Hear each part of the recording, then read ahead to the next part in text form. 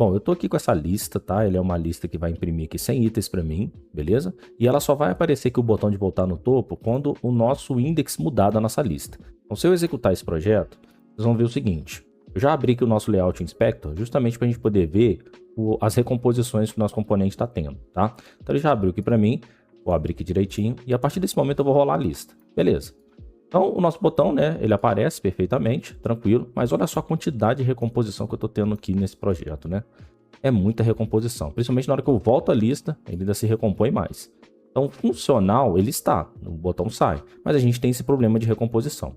E é aí que vai entrar agora o nosso Derivative of State, tá? Por que eu posso fazer? Eu posso fazer aqui o nosso val show botão 2, e a ideia aqui, né, já está me ajudando, já entendeu o que eu quero fazer. E eu vou colocar agora, né, o uso do nosso Derivative of State. Mas primeiro eu vou comentar esse cara, e vou colocar aqui dentro do nosso botão, ó, nosso botão 2, beleza? E agora eu vou fazer o seguinte, eu vou compilar o nosso projeto novamente, e eu quero mostrar para vocês como é que vai ser agora as recomposições. Beleza, vou abrir aqui então a árvore, e agora eu vou fazer o scroll. Olha só que interessante.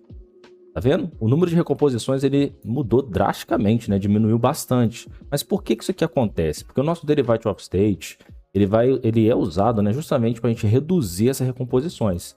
Então ele vai otimizar. Então o componente do botão só vai se recompor quando o nosso booleano aqui ele mudar.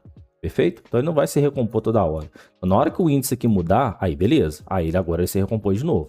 E agora na hora que eu retornar, ele também vai se recompor.